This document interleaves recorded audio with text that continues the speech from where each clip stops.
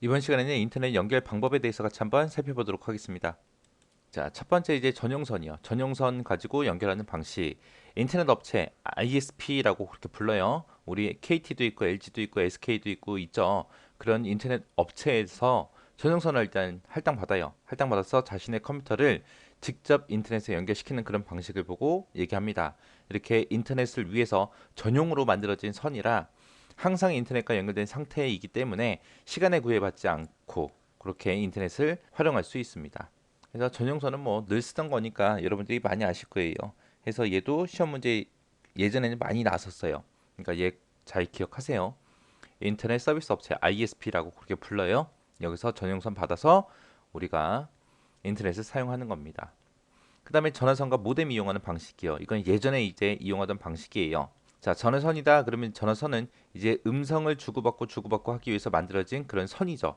인터넷을 위해 만들어진 선이 아니에요. 그 선이랑 이제 모뎀이라는 장치를 이용해서 인터넷에 접속하는 방식을 보고 얘기하는데 음성이다 그러면 그러면 이제 파장이 그려지죠. 이런 신호를 보고 우리는 아날로그 신호라고 해요. 근데 우리가 지금 사용하고 있는 인터넷은 디지털이거든요. 그러면 신호가 서로 안 맞잖아요. 그래서 이 중간에서 이제 신호를 맞춰주기 위해서 사용하는 그 장치가 모뎀이에요. 모뎀. 모뎀을 우리 말로는 변복조기라고 그렇게 부릅니다. 그래서 모뎀 변복조기를 이용해서 이제 신호를 변환한 다음에 이제 데이터를 주고받고 하는 방식이에요.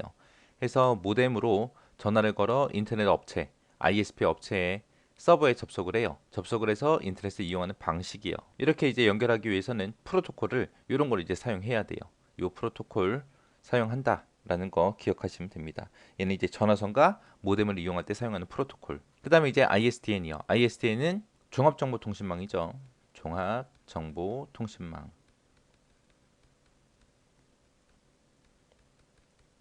종합정보통신망 ISDN은 기존에 이제 음성 전화 라인이 있어요. 전화선이요.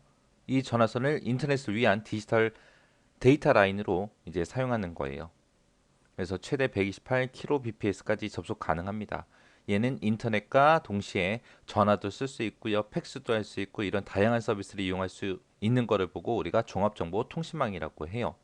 요거는 이제 예전에 사용하던 거고 전화선과 이제 모뎀 이용하는 것도 이제 예전에 이제 사용하는 방식이고요. 지금 현재 우리는 전부 다 전용선을 대부분 다 쓰고 있습니다. 그다음에 이제 ADSL이요. ADSL은 우리말로는 비대칭 디지털 가입자 회선이라고 그렇게 부릅니다. 얘는 기존에 우리가 사용하던 전화선을 이용하는 거예요.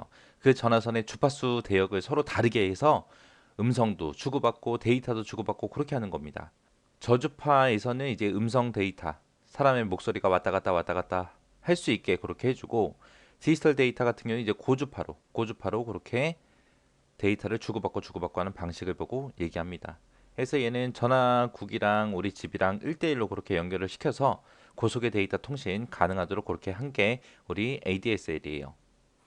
얘는 다운로드 속도가 업로드 속도보다 빨라요. 일반적으로 우리가 다운로드를 많이 하지 업로드를 많이 하지는 않잖아요. 그래서 속도가 이렇게 다릅니다. 속도가 달라서 이제 비대칭이다라고 그렇게 우리가 부르는 겁니다.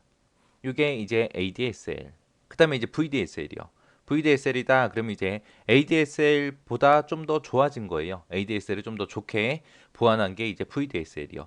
얘는 초고속 디지털 가입자 회선이라고 우리말로는 그렇게 부르고요. ADSL보다 전송 거리가 짧은 구간에서 더욱더 빠르게 고속의 데이터를 비대칭으로 그렇게 전송하는 기술을 보고 VDSL이라 그래요. 그다음에 이제 VoIP. VoIP는 그냥 쉽게 얘기하면 그냥 인터넷 전화예요. 인터넷 전화. 인터넷 프로토콜을 통해 음성이라는 약자고요. 음성 신호를 IP를 사용하는 인터넷을 통해서 이제 서로 주고받고 하는 방식이에요. 얘를 사용하게 되면 이제 전화 요금이 많이 쌉니다. 그래서 시내 요금 수준으로 시외 전화가 됐든 국제 전화가 됐든 이런 서비스를 받아볼 수 있는 게 VoIP. 얘는 인터넷 전화다. 그렇게 생각하시면 됩니다. 그다음에 FTTH요. 얘는 이제 광섬유 케이블을 이용한 거예요. 광섬유 케이블을 이용해서 일반 가정에서 연결해서 100mbps에서 1gbps 속도로 데이터를 주고받고 할 수 있는 그런 거를 보고 FTTH라고 해요. 얘는 초고속 인터넷이 됐던 TV가 됐던 인터넷 전화가 됐던 케이블 TV가 됐던 이런 서비스를 모두 다 한꺼번에 전송할 수 있습니다. 얘가 지금 속도가 제일 빠른 거죠. 광 케이블 이용한 거예요. 광섬유 케이블을 이용해서 광통신하는 겁니다. 그다음에 이제 케이블 모뎀이요. 케이블 모뎀이다 그러면 이제 기존에 우리 지역마다 보면 케이블 TV가 있죠. 그 케이블 TV 보던 동축 케이블이 있어요.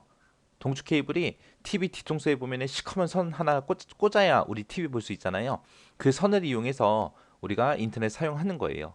그래서 얘는 최고 10mbps까지 속도로 데이터를 주고받고 할 수 있는 그런 인터넷 서비스를 보고 얘기해요. 케이블 모뎀은 케이블 TV, 그 TV 보던 그 선으로 우리가 인터넷 이용하는 거다라고 그렇게 기억하시면 됩니다. 그 다음에 이제 위성 인터넷이요. 위성 인터넷은 정보 양이 작은 업로드는 이제 전화선을 이용하고요.